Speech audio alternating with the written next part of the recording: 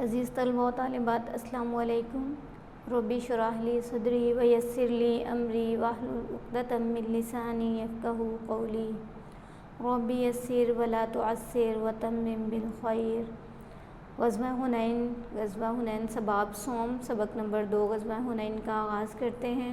اور حنین کا تعارف، غزوہ کہتے ہیں اس لڑائی کو، اس جنگ کو جس میں نبی صلی اللہ علیہ وسلم نے خود شرکت کی ہو، اور جس جنگ میں نبی صلی اللہ علیہ وسلم نے خود شرکت نہیں کی لیکن اپنی سرکردگی میں جو ہے وہ صحابہ کا لشکر بھیجا، اس کو سریہ کہا جاتا ہے۔ یعنی ہوا نبی صلی اللہ علیہ وسلم کی زندگی میں ہی لیکن انہوں نے خود اس میں شرکت نہیں کی، اس کو سریہ کہا جاتا ہے۔ تو حنین کے مقام پر جو کفار مکہ اور مسلمانوں کے درمیان جنگ لڑی گئی اس کو غزوہ حنین کہتے ہیں۔ ہم یہ دیکھتے ہیں کہ نبی صلی اللہ علیہ وسلم کے دور میں جتنے بھی غزوات ہوئے ان کے نام جو ہیں وہ ان جگہوں کی نسبت سے ہی ہیں جس جگہ پر وہ جنگ لڑی گئی۔ یہ جنگ حنین کے مقام پر لڑی گئی تھی، اس لیے اس کو غزوہ حنین کہا جاتا ہے۔ اس کے تعارف کی طرف آ جاتے ہیں۔ حنین جگہ جو ہے یہ کہاں تھی؟ یہ مکہ مکرمہ اور طائف کے درمیان ایک وادی کا نام ہے۔ فتح مکہ کے بعد اس مقام پر مسلمانوں اور بنو ثقیف اور بنو حوازن کے قبیلوں میں جنگ ہوئی۔ اس مقام کی نسبت سے اس جنگ کو غزوہ حنین کہتے ہیں۔ اب بات یہ ہے کہ غزوہ حنین یعنی یہ جنگ جو حنین کے مقام پر ہوئی، آخر اس جنگ کی وجہ کیا تھی، اس وقت کے حالات کیا تھے جن حالات میں یہ جنگ لڑی گئی اور مسلمانوں اور کفار کا آمنا سامنا ہوا۔ اس کے پس منظر کے حوالے سے کچھ معلومات دیکھ لیتے ہیں۔ جناب رمضان المبارک 8 ہجری یعنی اس وقت تک غزوہ بدر یعنی مکہ کا دور گزر چکا، مشکل ترین دور، 13 سالہ دور، جس میں صحابہ نے اور نبی صلی اللہ علیہ وسلم نے مشرکین مکہ کے بہت سے مظالم کو سہا۔ اس کے بعد نبی صلی اللہ علیہ وسلم کو مدینہ کی طرف ہجرت کرنے کا حکم دیا گیا۔ صحابہ اور نبی صلی اللہ علیہ وسلم نے مدینہ منورہ کی طرف ہجرت کی جہاں اسلامی ریاست کی بنیاد رکھی گئی، لیکن کفار مکہ جو ہیں ان کو چین نہ آیا کہ کچھ لوگ ہم میں سے نکل کر اپنی ریاست بنا لیں، اپنی حکومت بنا لیں اور ہمارا ان کے اوپر کوئی زور نہ ہو، یہ تو بہت بے عزتی کی بات ہے۔ اور وہ مسلسل مسلمانوں کے پیچھے لگے رہے اور مسلمانوں کو نقصان پہنچانے کی کوشش کرتے رہے، جس کے نتیجے میں غزوہ بدر پیش آیا، غزوہ احزاب پیش آیا، غزوہ احد پیش آیا، اور اس کے بعد ہم دیکھتے ہیں صلح حدیبیہ کا جو معاملہ ہے وہ بھی ہم دیکھ چکے ہیں کہ مسلمان جو ہیں وہ مکہ میں صرف بیت اللہ کے طواف کے لیے گئے تھے، لیکن اپنی انا کو سامنے رکھتے ہوئے کفار مکہ نے انہیں وہاں کا طواف نہ کرنے دیا، عمرے کی ادائیگی سے روکا، جس کے نتیجے میں ایک معاہدہ ہوا جس کو صلح حدیبیہ کہا جاتا ہے۔ اس کو بھی صلح حدیبیہ اس لیے کہا جاتا ہے کہ یہ حدیبیہ کے مقام پر ہوا، لیکن ابھی اس صلح کو ہوئے ہوئے زیادہ عرصہ نہیں ہوا تھا کہ قریش کے ساتھ جو قبیلہ شامل تھا انہوں نے اس کی خلاف ورزی کی، اور اس خلاف ورزی کو دیکھتے ہوئے نبی صلی اللہ علیہ وسلم نے مکہ کی طرف روانگی اختیار کی، اور جس کے نتیجے میں فتح مکہ ہوا۔ اب جب مکہ فتح ہو گیا اور عرب میں جو دین اسلام ہے وہ دور دور تک پھیلنے لگا اور بہت سے قبائل جو ہیں وہ اسلام کے زیر نگیں آ گئے، تو تب کیا ہوا پھر دیکھتے ہیں یہاں سے۔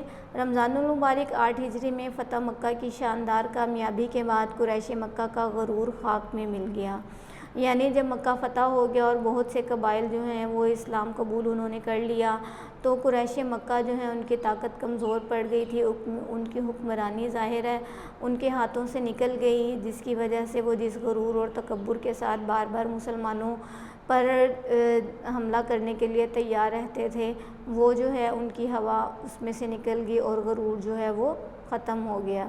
لیکن ابھی بھی کچھ قبائل ایسے تھے، کچھ متکبر قبائل کے علاوہ سارا عرب اسلام کے زیر نگیں آ چکا تھا۔ زیر نگیں آ جانا یعنی اسلام کو قبول کر لینا، اسلام کے قوانین کو اپنی زندگی کا حصہ بنا لینا، اسلامی نظام کا حصہ بن جانا۔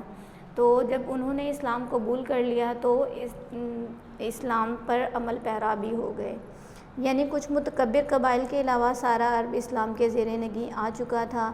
ان قبائل میں بنو ہوازن اور بنو ثقیف اسلام دشمنی میں سر فہرست تھے، یعنی ان دونوں قبائل نے ان تمام حالات کو دیکھتے ہوئے بھی سبق حاصل نہ کیا اور اسلام کی حقانیت کو نہ پہچانا اور اسلام سے دشمنی میں جو ہے وہ لگے رہے۔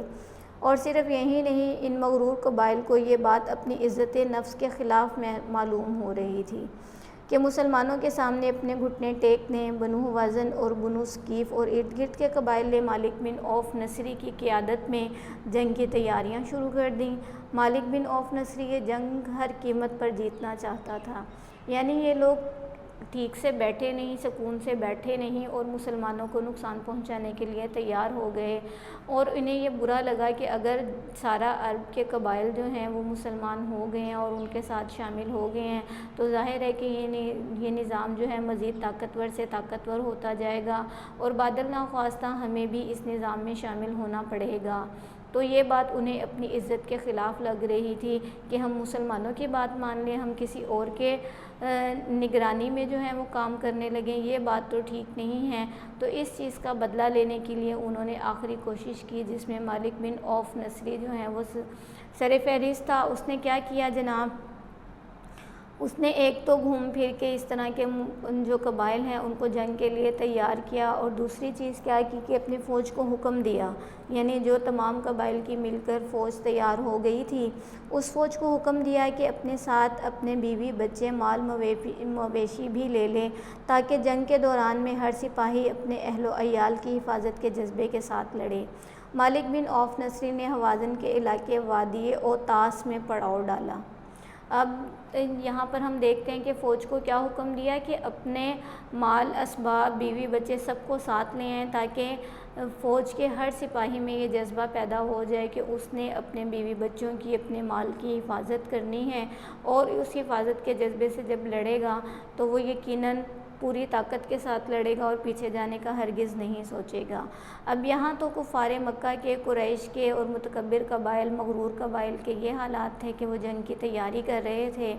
ادھر نبی صلی اللہ علیہ وسلم بھی جو ہیں وہ پوری طرح خبر رکھا کرتے تھے۔ مسلمان کبھی بھی جو ہے وہ تھک کر بیٹھ نہیں جاتا، بلکہ اپنے دشمن پر نظر رکھتا ہے تاکہ اس کی نقصان دہ جو دھوکے بازیاں اور سازشیں ہیں ان سے بچا جائے۔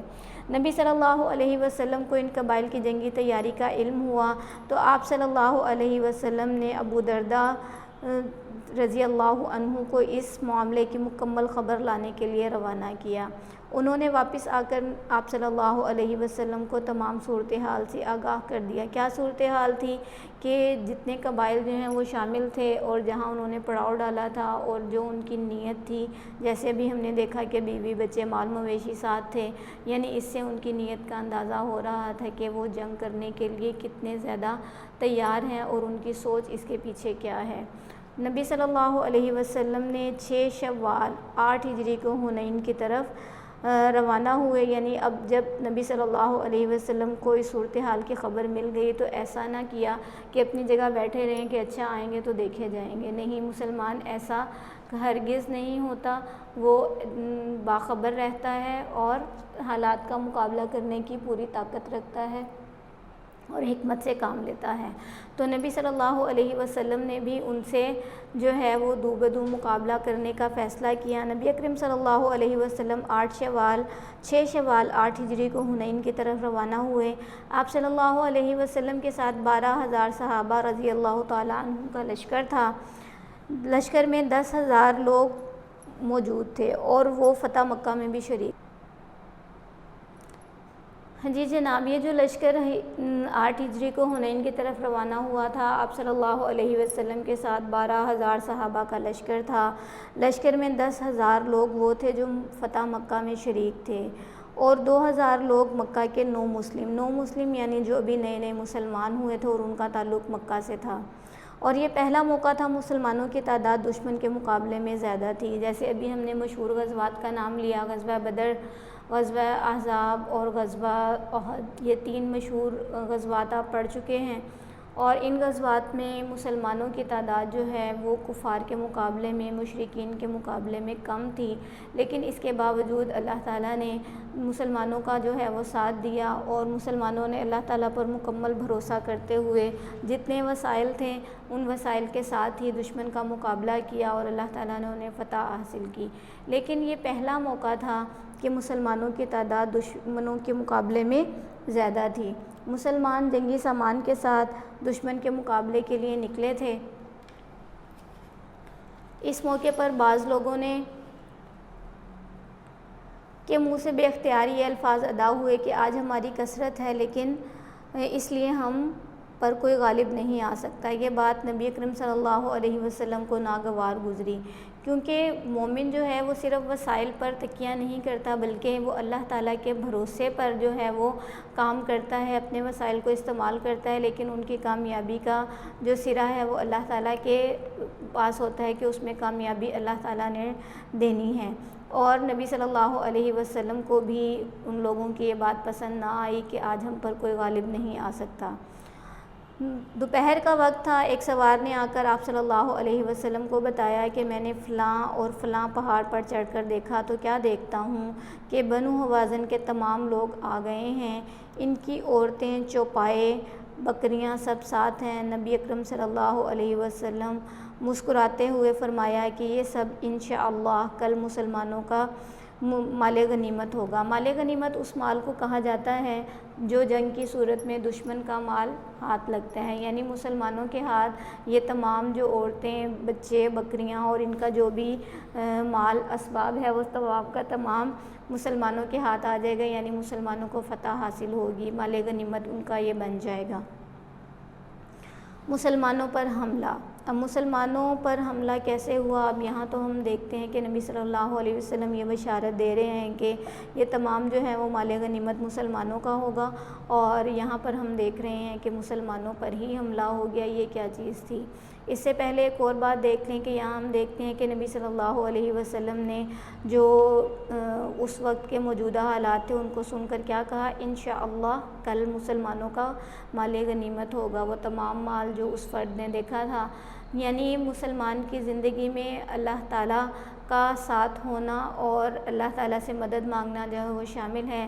آپ لوگ بھی جب بھی کسی کام کا ارادہ کریں تو اس کے ساتھ انشاءاللہ کا لفظ ضرور کہیں کہ انشاءاللہ میں یہ کام ضرور کروں گا یا یہ کام ایسے ہو جائے گا۔ اللہ تعالیٰ کی مدد کے بغیر ہم کوئی کام جو ہے وہ کامیابی کے ساتھ ادا نہیں کر سکتے۔ غزوہ حنین کے ٹاپک پر واپس آتے ہیں، اس موضوع کو دیکھتے ہیں کہ پھر کیا ہوا کہ نبی صلی اللہ علیہ وسلم کو یہ اطلاع ملتی ہے کہ بنو حوازن کے لوگ جو ہیں وہ مکمل تیاری کے ساتھ پہاڑوں پر موجود ہیں۔ اسلامی لشکر 10 شوال کو، ہم نے دیکھا کہ 8 شوال کو جو ہے وہ چلنا شروع ہوئے تھے، اور اس کے بعد جو ہے 10 شوال کا دن آ گیا۔ حنین کی وادی میں پہنچا۔ مالک بن عوف پہلے ہی اپنے لشکر سمیت وادی حنین میں آ چکا تھا۔ اس نے رات کے اندھیرے میں اپنے تیر اندازوں کو وادی کی گھاٹیوں اور تنگ راستوں میں چھپا دیا تھا، یعنی پہاڑوں پر جو مختلف راستے، وادیاں اور وہ تھیں جو نظروں سے اوجھل جہاں پر چھپا جا سکتا تھا، مالک بن عوف نے کیا کیا کہ اپنے لشکر کے بہت سے ماہر تیر اندازوں کو وہاں پر چھپا دیا تھا۔ مسلمان دشمن کی موجودگی سے بالکل بے خبر تھے۔ نبی اکرم صلی اللہ علیہ وسلم نے سحر کے وقت اسلامی لشکر کو منظم کیا، لوگوں میں جھنڈے تقسیم کیے، یعنی منظم کیا کہ ہر کچھ لوگوں کے گروہ بنا دیے، ہر گروہ کو جو ہے وہ ایک ذمہ داری دے دی گئی، مختلف سمتیں جو ہیں وہ متعین کر دی گئیں کہ کس گروہ نے کس طرف سے جو ہے وہ دفاع کا کام کرنا ہے، کس طرف سے دشمن کا مقابلہ کرنا ہے، اور ہر گروہ میں ایک سربراہ بنا دیا گیا، اور اس سربراہ کو جو ہے یہ اختیار دے دیا گیا کہ وہ اپنے جو گروہ ہے اس کو مختلف ہدایات کے ساتھ آگے لے کر چلتا چلا جائے گا، اور اسی گروہ میں ایک ایک فرد کو جھنڈا بھی دے دیا گیا۔ جھنڈا جو ہے اس وقت فتح کی یا اس کی علامت سمجھا جاتا تھا۔ اسلامی لشکر کی قیادت خالد بن ولید رضی اللہ عنہ کر رہے تھے۔ جوں ہی لشکر وادی میں داخل ہوا، تیر اندازوں نے حملہ کر دیا، یعنی یہ وہی تیر انداز تھے جو مالک بن عوف نے رات کے اندھیرے میں جو ہیں وادیوں اور گھاٹیوں میں جنہیں چھپا رہنے کا حکم دیا تھا۔ جب ان تیر اندازوں نے مسلمانوں پر حملہ کیا تو مسلمان تو اس بات کی بالکل توقع نہیں کر رہے تھے کہ ان کے اوپر اس طرح اچانک حملہ ہوگا، اور اس سے پہلے کبھی ایسا ہوا بھی نہیں تھا۔ اس اچانک حملے سے مسلمان سنبھل نہ سکے اور بھگدڑ مچ گئی۔ مسلمان منتشر ہو گئے، یہاں تک کہ آپ صلی اللہ علیہ وسلم کے ارد گرد بہت تھوڑے مسلمان رہ گئے۔ یعنی یہ جو بات انہوں نے مسلمانوں میں سے کچھ لوگوں کے منہ سے ادا ہو گئی تھی لاشعوری طور پر کہ ہماری تعداد زیادہ ہے اور آج ہم پر کوئی غالب نہیں آ سکتا، اس کی سزا شروع میں ہی مل گئی، وہیں پر پکڑ ہو گئی کہ اللہ تعالیٰ نے کفار کو ایسا موقع دیا، ایسی تدبیر سجھائی جس سے وہ مسلمانوں پر حاوی ہونے لگے تھے۔ لیکن جناب پھر کیا ہوا؟ محمد صلی اللہ علیہ وسلم اللہ تعالیٰ کے نبی مسلمانوں میں موجود تھے، اگر وہ بھی اسی افراتفری کا شکار ہو جاتے تو یہ جنگ جو ہے وہ شکست میں بدل جاتی مسلمانوں کے لیے، لیکن وہ چونکہ نبی تھے، اپنی ثابت قدمی استقامت کا انہوں نے مظاہرہ کیا اور محمد صلی اللہ علیہ وسلم اپنی جگہ پر جمے رہے۔ اس نازک ترین مرحلے میں نبی اکرم صلی اللہ علیہ وسلم نے عظیم بہادری شجاعت کا ثبوت دیا، اور شدید بھگدڑ کے باوجود آپ صلی اللہ علیہ وسلم کا رخ کفار کی طرف تھا، اور آپ صلی اللہ علیہ وسلم فرما رہے تھے انا النبی لا کذب انا ابن عبد المطلب، انا النبی لا کذب انا ابن عبد المطلب، میں نبی ہوں، یہ جھوٹ نہیں ہے، میں عبد المطلب کا بیٹا ہوں۔ اور نبی صلی اللہ علیہ وسلم یہ بات بار پکار رہے تھے اور مسلمانوں کو یہ احساس دلا رہے تھے کہ نبی ان کے درمیان موجود ہیں، تاکہ مسلمان جو ہیں وہ آواز سن کر اس بھگدڑ کا شکار نہ ہوں اور تھوڑا سا سوچ سمجھ سے کام لے کر اس جنگ میں کفار کا مقابلہ کریں۔ نبی اکرم صلی اللہ علیہ وسلم نے صرف اتنا ہی نہ کیا بلکہ عباس رضی اللہ تعالیٰ عنہ کو حکم دیا کہ وہ مسلمانوں کو پکاریں۔ عباس رضی اللہ تعالیٰ عنہ نے مسلمانوں کو پکارا، مہاجرین اور انصار نے اس پکار کو سنا تو سب مسلمان پلٹے اور ایک مرکز پر جمع ہو گئے۔ پھر مسلمان اس جوش سے لڑے کہ جنگ کا رخ ہی بدل کر رکھ دیا۔ اس دوران میں نبی اکرم صلی اللہ علیہ وسلم نے ایک مٹھی بھر مٹی لے کر دشمنوں کی طرف پھینکتے ہوئے فرمایا شاہت الوجوہ، اور جس کے معنی کیا ہیں؟ چہرے بگڑ جائیں، شاہت ہی بگڑ جائیں، وجوہ چہرے، شاہت الوجوہ چہرے بگڑ جائیں۔ یہ مٹھی بھر مٹی اس طرح پھیلی کہ دشمن کا کوئی فرد ایسا نہ تھا جس کی آنکھ اس سے بھر نہ گئی ہو۔ یعنی اللہ تعالیٰ نے مسلمانوں کی مدد، ایک ان کو جھٹکا تو لگایا کہ اچانک حملہ تیر اندازوں نے کیا اور وہ سنبھل نہ سکے، لیکن پھر اللہ تعالیٰ نے انہیں اکٹھے ہونے کا موقع دیا کہ نبی صلی اللہ علیہ وسلم نے بھی انہیں پکارا، اور عباس رضی اللہ عنہ نے نبی صلی اللہ علیہ وسلم کے حکم پر جو آوازیں لگائیں، اس سے مہاجرین اور انصار جو ہیں وہ واپس پلٹے، مرکز پر جمع ہوئے، اور جب انہوں نے نبی کریم صلی اللہ علیہ وسلم کو اپنے درمیان پایا تو ان کا جوش اور ولولہ بڑھ گیا، اور انہیں اپنی غلطی کا احساس بھی ہو گیا کہ جنگیں جو ہیں وہ کثرت تعداد سے نہیں بلکہ توکل الی اللہ اور اللہ تعالیٰ کی مدد سے جیتی جاتی ہیں۔ جب انہیں اپنی غلطی کا احساس ہوا تو اس غلطی کو دور کرنے کے لیے انہوں نے بھرپور طاقت سے حملہ کیا اور جوش اور جذبے کا مظاہرہ کیا۔ بہادری اور شجاعت کے مظاہرے ہمیں دیکھنے میں ملتے ہیں اگر ہم اس جنگ کے حالات کو، اس کے واقعات کو سیرت کی کتابوں میں پڑھیں تو یہ اس کے باقی جو حالات ہیں وہ بھی ہمیں مل جاتے ہیں۔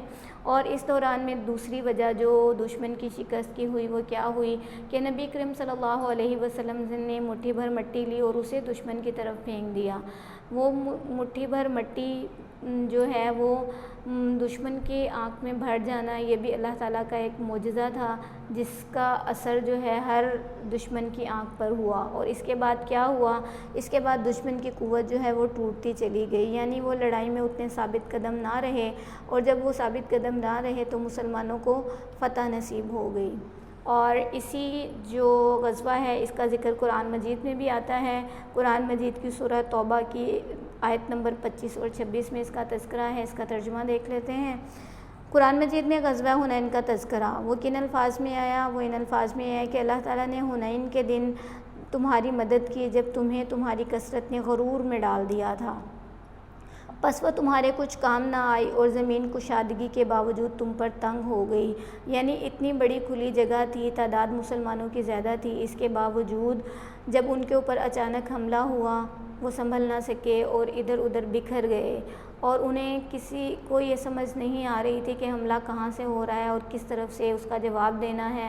تو اسی چیز کو کہا گیا کہ زمین اپنی کشادگی کے باوجود تم پر تنگ ہو گئی، پھر تم لوگ پیٹ پھیر کر بھاگے۔ پھر اللہ نے اپنے رسول اور مومنین پر تسکین نازل کی اور ایسا لشکر نازل کیا جسے تم نے نہیں دیکھا تھا۔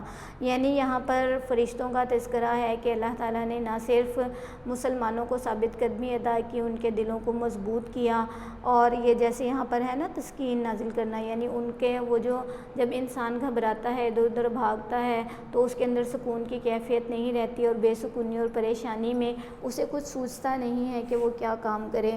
تو اس موقع پر اللہ تعالیٰ نے مسلمانوں کا، مومنین کا ساتھ دیا، ان کو سکون عطا کیا، اور ساتھ ہی ساتھ جو ہیں وہ فرشتوں سے ان کی مدد کی، یہ جو کہا جا رہا ہے، اور ایسا لشکر نازل کیا جسے تم نے نہیں دیکھا۔ یعنی کیا کیا؟ فرشتوں کو بھیجا۔ کفر کرنے والوں کو سزا دی اور یہی کافروں کا بدلہ ہے۔ یعنی جب ان کی دشمنوں کی قوت ٹوٹتی چلی گئی اور وہ مسلمانوں کا مقابلہ نہ کر سکے تو پیٹ پھیر کر بھاگ گئے، کچھ قیدی ہوئے اور کچھ جو ہیں وہ کیا ہوئے،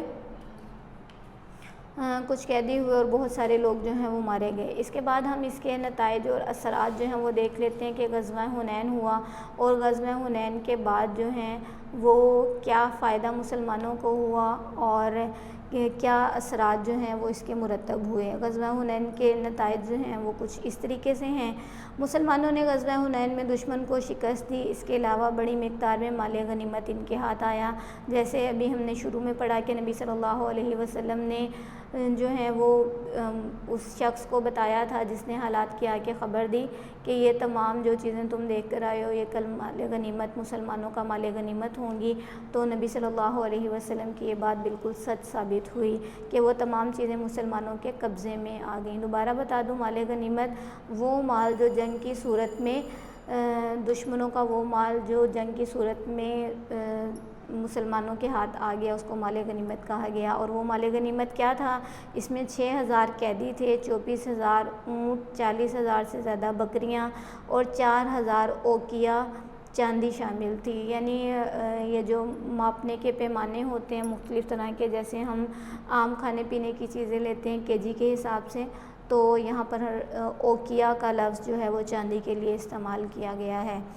دوسرا پوائنٹ کیا ہے؟ بنو ثقیف کے تقریباً 70 آدمی مارے گئے، یعنی صرف قیدی نہیں بنے بلکہ مارے بھی گئے اور ہزاروں افراد قیدی بنا لیے گئے۔ اس جنگ کے قیدیوں میں محمد صلی اللہ علیہ وسلم کی رضائی بہن شیمہ رضی اللہ تعالی عنہا بھی شامل تھیں۔ آپ صلی اللہ علیہ وسلم نے انہیں ان کی قوم میں واپس کر دیا۔ نبی اکرم صلی اللہ علیہ وسلم نے اپنے خاندان کے حصے میں آنے والے قیدیوں کو رہا کر دیا۔ آپ صلی اللہ علیہ وسلم کی اتباع میں صحابہ کرام رضی اللہ تعالی عنہم نے بھی اپنے حصے کے قیدی رہا کر دیے۔ مسلمانوں کے اس حسن سلوک سے متاثر ہو کر بہت زیادہ لوگ مسلمان ہو گئے۔ یعنی قیدیوں کے ساتھ اچھا سلوک صرف یہی نہیں تھا کہ انہیں قید کر دیا، بلکہ نبی صلی اللہ علیہ وسلم نے اسلام کو تقویت دینے کے لیے، اور نبی جو ہیں وہ تمام لوگوں کے لیے رحمت تھے، تو اس میں بہت سارے جنگ میں لوگ ایسے بھی شامل تھے کہ جو جنگ لڑنا تو نہیں چاہتے تھے لیکن جنگ کے لیے پھر بھی اپنے قبیلے کا ساتھ دینے کے لیے آ گئے تھے، اور بہت سارے لوگوں نے اس جنگ کے حالات کو دیکھتے ہوئے اس بات کو جان لیا تھا کہ اسلام ہی سچا دین اور مذہب ہے۔ نبی صلی اللہ علیہ وسلم نے اس بات کو محسوس کرتے ہوئے جو ان کے خاندان کے حصے میں قیدی آئے تھے، یعنی نبی صلی اللہ علیہ وسلم کے حصے میں قیدی آئے اور علی رضی اللہ عنہ کے حصے میں قیدی آئے، یعنی اور جو بھی ان کے خاندان کے افراد تھے ان کے حصے میں جو بھی قیدی آئے ان سب کو ان کی رضامندی کے ساتھ جو ہے وہ رہا کر دیا گیا۔ جب صحابہ نے یہ دیکھا کہ ہمارے نبی یہ کام کر رہے ہیں تو انہوں نے اپنے حصے میں آنے والے قیدی بھی رہا کر دیے۔ جب قیدیوں کو بغیر کسی فدیے کے، بغیر کوئی نقصان کے رہا کر دیا گیا تو انہوں نے اس دین کی حقانیت کو جان لیا، اور اس کو دیکھتے ہوئے بہت سارے قید سے رہا ہونے والے لوگ جو ہیں وہ مسلمان ہو گئے، یعنی مسلمانوں کی افرادی قوت میں اضافہ ہوا غزوہ حنین کے بعد۔ اس جنگ میں مسلمانوں کو عرب کی طرف سے مکمل اطمینان نصیب ہو گیا۔ یعنی ہم دیکھتے ہیں ابھی ہم نے شروع میں ہی دیکھا کہ بہت سارے عرب قبائل فتح مکہ کے بعد مسلمان ہو گئے تھے، لیکن چند ایک قبائل ابھی بھی مسلمانوں سے دشمنی رکھتے تھے، جن میں بنو ثقیف اور بنو حوازن کے قبیلے اور چند اور قبائل شامل تھے۔ اب جب یہ قبائل مسلمانوں کے مقابلے پر آئے اور انہیں شکست ہوئی تو اب ان کی قوت جو ہے وہ ختم ہوتی چلی گئی اور انہی میں سے بہت سارے لوگ مسلمان ہو گئے، یعنی ان کی فوجی قوت بھی کم ہو گئی اور افرادی قوت فوجی قوت کم ہو گئی اور ساز و سامان کے لحاظ سے بھی یہ جو ہیں وہ کمزور پڑ گئے۔ اس طریقے سے مسلمانوں کو عرب کی طرف سے کسی کی طرف سے بھی جنگ کا جو ہے وہ نہ رہا، اندیشہ نہ رہا کہ اب ان کے خلاف کوئی جنگ کے لیے کھڑا ہوگا۔ نبی اکرم صلی اللہ علیہ وسلم نے صبر و استقامت کا عملی مظاہرہ کیا۔ جیسے ابھی ہم نے دیکھا کہ جب مسلمان منتشر ہوئے تو نبی صلی اللہ علیہ وسلم نے ہی انہیں پکارا اور اپنی جگہ جو ہے وہ ثابت قدمی کے ساتھ کھڑے رہے، نہ صرف کھڑے رہے بلکہ اونچی آواز سے پکار بھی لگاتے رہے کہ میں نبی ہوں، میں جھوٹا نہیں ہوں، میں عبد المطلب کا بیٹا ہوں۔ اور اس پکار کو سن کر بہت سے مسلمان جو ہیں وہ نبی صلی اللہ علیہ وسلم کے گرد جمع ہوئے اور جنگ کا پاسا پلٹ گیا۔ آپ صلی اللہ علیہ وسلم کے معجزے نے مسلمانوں کے ایمان کو مضبوط کیا۔ مسلمانوں نے سبق سیکھا کہ جنگیں غرور، تکبر اور اسباب پر بھروسے سے نہیں بلکہ اچھی حکمت عملی اور اللہ تعالیٰ کی مدد سے جیتی جاتی ہیں۔ تو جناب یہ ہمارا غزوہ حنین جو ہے یہ یہاں پر مکمل ہو گیا، اور اس سے ہم نے سبق یہ حاصل کرنا ہے کہ صرف اور صرف اللہ تعالیٰ پر بھروسہ کرنا ہے اور اپنے دین کے لیے کسی بھی چیز پر کمپرومائز جو ہے وہ نہیں کرنا ہے، اپنے دین پر عمل کو ہر ممکن صورت جو ہے وہ بہتر بنانا ہے۔ ہر دفعہ کی طرح آپ کو میں یہی کہوں گی کہ اس کے MCQs جو ہیں اس چیپٹر کو پڑھنے کے بعد آپ خود کریں۔ جب آپ نے خود ان MCQs کو کیا ہوگا تو یقیناً یہ آپ کو ہمیشہ یاد رہیں گے۔ تفصیلی سوالات اور مختصر سوالات جو ہیں وہ آپ نے لکھنے بھی ہیں، یاد بھی کرنے ہیں۔ اس کے نوٹس تیار کر کے آفس میں رکھوا دیے گئے ہیں، وہاں سے آپ لے سکتے ہیں۔ اور کوشش تو ویسے یہ ہونی چاہیے کہ ان سوالوں کے جواب آپ خود کریں، لیکن آپ کی آسانی کے لیے جو ہے وہ نوٹس تیار کر دیے گئے ہیں۔ سوال نمبر 1 جو ہے تفصیلی سوالات کا وہ دیکھ لیتے ہیں۔ سوال نمبر 1 ہے غزوہ حنین کیوں پیش آیا؟ فتح مکہ کی شاندار کامیابی کے بعد قریش مکہ کا غرور خاک میں مل گیا۔ مغرور قبائل کو یہ بات پسند نہ آئی کہ مسلمانوں کے سامنے گھٹنے ٹیک دیں۔ ان قبائل نے مالک بن عوف نصری کی قیادت میں جنگ کی تیاری شروع کر دی۔ مالک بن عوف ہر قیمت پر جنگ جیتنا چاہتا تھا۔ اس نے فوج کو حکم دیا کہ وہ اپنے بیوی بچے مال مویشی بھی ساتھ لے لے تاکہ ہر سپاہی اپنے اہل و عیال کی حفاظت کے جذبے سے لڑے۔ یہ حالات تھے جن میں غزوہ حنین پیش آیا۔ اس کے بعد سوال نمبر 2 دیکھ لیتے ہیں۔ سوال نمبر 2 کیا ہے؟ غزوہ حنین کے موقع پر نبی اکرم صلی اللہ علیہ وسلم کی ثابت قدمی کا واقعہ بیان کریں۔ اسلامی لشکر 10 شوال کو حنین کی وادی میں پہنچا۔ نبی صلی اللہ علیہ وسلم نے سحر کے وقت اسلامی لشکر کو منظم کیا۔ فجر کے قریب کے وقت کو کہتے ہیں۔ مختلف گروہوں میں تقسیم کیا۔ لشکر وادی میں داخل ہوا ہی تھا کہ مالک بن عوف کے تیر اندازوں نے اچانک حملہ کر دیا، جس سے مسلمان منتشر ہو گئے۔ منتشر ہونا یعنی بکھر جانا، سنبھل نہ سکے اور بھگدڑ مچ گئی۔ اس نازک ترین مرحلے پر نبی صلی اللہ علیہ وسلم نے عظیم بہادری اور ثابت قدمی کا مظاہرہ کیا، کفار کی طرف رخ کیا اور فرمایا میں نبی ہوں، یہ جھوٹ نہیں ہے، میں عبد المطلب کا بیٹا ہوں۔ یعنی یہ نبی صلی اللہ علیہ وسلم کی ثابت قدمی تھی کہ صرف وہاں کھڑے نہیں رہے بلکہ مسلسل بول بھی رہے تھے تاکہ مسلمان جو ہیں وہ پلٹ کر آپ کی طرف آ جائیں۔ اور اس کے بعد سوال نمبر 3 ہے غزوہ حنین میں کفار کی شکست کی وجہ بیان کریں۔ کفار کی شکست کی وجہ سب سے بڑی تو یہ تھی کہ اللہ تعالیٰ نے ان کا ساتھ دیا، لیکن پھر بھی دیکھ لیتے ہیں جو شواہد ہمارے سامنے آئے وہ کیا تھے۔ شدید بھگدڑ کے باوجود نبی صلی اللہ علیہ وسلم ثابت قدم رہے۔ نبی صلی اللہ علیہ وسلم کے حکم پر عباس رضی اللہ تعالیٰ عنہ نے سب کو پکارا۔ یہ پکار سن کر مہاجرین اور انصار پلٹے اور ایک مرکز پر جمع ہو گئے۔ مسلمان جوش سے لڑے اور جنگ کا رخ بدل کر رکھ دیا۔ اس دوران میں نبی صلی اللہ علیہ وسلم نے ایک مٹھی لے کر دشمن کی طرف پھینکتے ہوئے فرمایا شاہت الوجوہ، چہرے بگڑ جائیں، اور اس مٹی سے ہر دشمن کی آنکھوں پر اثر ہوا۔ اس کے بعد ان کی قوت ٹوٹتی چلی گئی، مسلمانوں کو فتح نصیب ہوئی اور کفار کو شکست کا سامنا کرنا پڑا۔ سوال نمبر 4 آپ کے پاس ہے، قرآن مجید میں غزوہ حنین کا تذکرہ کس طرح آیا ہے؟ کیونکہ اس کا جواب جو ہے وہ ایز اٹ از ترجمے میں ہی آپ نے لکھنا تھا، تو وہ آپ کتاب سے دیکھ کر لکھ سکتے ہیں، اور اس کا جواب جو ہے صفحہ نمبر 37 پر موجود ہے، وہاں سے دیکھ کر آپ لکھ سکتے ہیں۔ سورہ توبہ کی آیت نمبر 25 اور 26 کا ترجمہ جو ہے اس میں اس کا جواب موجود ہے۔ سوال نمبر 5 ہے، غزوہ حنین کے نتائج و اثرات بیان کریں۔ یہ بھی پوائنٹس کی صورت میں آپ کے پاس صفحہ نمبر 38 پر موجود ہے، یہ میں آپ کو دکھا بھی دیتی ہوں۔ غزوہ حنین کے نتائج اور اثرات، یہ آپ اس طرح سے یہاں سے دیکھ کر لکھیں گے بھی اور یاد بھی کریں گے۔ یہ سوال نمبر 5 کا جواب ہے۔ اس کے بعد مختصر سوالات کی طرف آ جاتے ہیں۔ غزوہ حنین میں مسلمانوں کے خلاف کون کون سے قبائل شامل تھے؟ غزوہ حنین میں مسلمانوں کے خلاف بنو حوازن، بنو ثقیف اور ارد گرد کے قبائل شامل تھے، یعنی مین جو بڑے قبائل تھے وہ بنو حوازن اور بنو ثقیف تھے، اس کے علاوہ چھوٹے چھوٹے اور قبائل بھی ان کے ساتھ شامل ہو گئے تھے۔ سوال نمبر 2 ہے، مالک بن عوف نے جنگ جیتنے کے لیے کیا طریقہ اختیار کیا؟ مالک بن عوف نے رات کے اندھیرے میں اپنے تیر اندازوں کو وادی کی گھاٹیوں اور تنگ راستوں میں چھپا دیا تھا۔ اس کے بعد سوال نمبر 3 کیا ہے؟